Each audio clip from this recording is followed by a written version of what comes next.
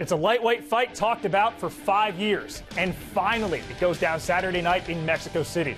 Welcome in to MMA Live Extra. I'm Phil Murphy. Top UFC lightweights Gilbert Melendez and Eddie Alvarez meet in the co-main event of UFC 188. To preview, let's bring in the man that will be cage side, ESPN MMA writer Brett Okamoto. Brett, this fight was discussed when Melendez was in Strikeforce and Alvarez was over in Bellator. Now they're both under the UFC banner. In your opinion, will it be worth the wait? Well, look, a lot has changed since this fight was first brought up. At the time, there was sort of this unofficial title of the best lightweight in the world who was outside of the UFC. That title would have been on the line had these two fought 5 years ago. Now, of course, as you mentioned, they're both in the octagon, so that gets thrown out the window. But I think in terms of an action fight, of course it's going to be worth the wait. These two guys, they're not in boring fights. Gilbert Melendez has been in wars with Josh Thompson. His fight against Diego Sanchez, I don't think anybody could forget that one at UFC 166. His title fight against Ben Henderson was pretty thrilling to watch. And then, of course, Eddie Alvarez, he's done the same thing. His two fights with Michael Chandler, of course, stand out for the action. These guys are not points fighters, and both of them are invested in this fight. They've both spoken about it. This is not for a title, but this fight is a long time in the making. There's a lot of emotions behind it. There's still a lot at stake, even though there's not that unofficial title of the best lightweight outside of the UFC anymore. Brett, you mentioned the fights that these guys have been in that were some of the most exciting fights of the last half decade. What would it take for this contest between Alvarez and Melendez to approach those fight of the year contenders?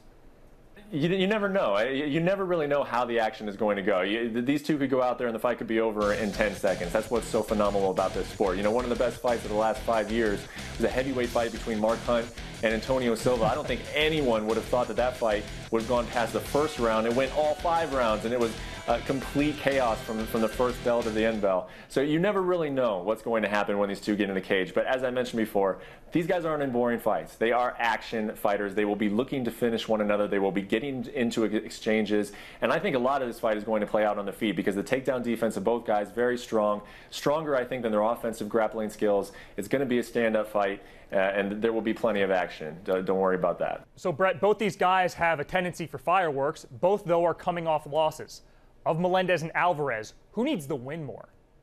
It's an interesting question. I think it's a tough question to answer. Both guys definitely need the win. Everybody always needs a win in the UFC. I think if you look at Gilbert Melendez, he's already fought for the UFC title twice. To get back into that kind of opportunity, he needs to put together some victories. So any kind of loss is a serious setback, of course. And when you start looking at Gilbert Melendez's record, he loses to Eddie Alvarez. He started off 1-3 in the UFC since coming over as the Strikeforce champion. I don't care how you slice it. If you talk about the level of competition he's fought, how close the fights were, it doesn't matter. If Gilbert Melendez starts 1-3 in the UFC, that will be looked at as a disappointment. Now, having said all that, I still think it's Eddie Alvarez who needs this win a little bit more. Coming in and fighting Donald Cerrone, he was competitive in that fight, but he clearly lost it. This was a guy who was looked at as perhaps the best lightweight in the world for a time in his career. He's got a lot of pride. He wants to do well. He wants to win that title. Starting 0-2 would also be a huge disappointment for Eddie Alvarez. So 0-2, a little bit bigger of a hole than 1-3.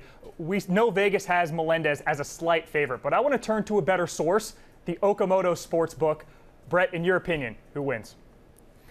Yeah, I'll tell you what, I think Gilbert Melendez should be the favorite here. I think he's just got a little bit more firepower, a little bit more finishing ability in a lightweight fight here against Eddie Alvarez. But I'm going to pick Alvarez. As I mentioned, I think this fight sort of turns into a boxing match out there. Both of these guys are very confident in their hands.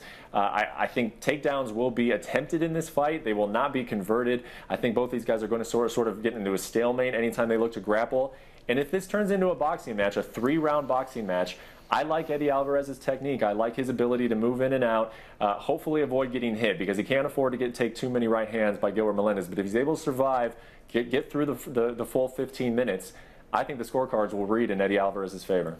Wow, so Okamoto picks a snap of a bit of a skid for the Black Zillions. For highlights and analysis from this fight, as well as those from the heavyweight title fight between Cain Velasquez and Fabricio Verdum, keep it locked. ESPN.com Saturday night. Well, that'll do it for this edition of MMA Live Extra. For Brett Okamoto, I'm Phil Murphy. Thanks for watching.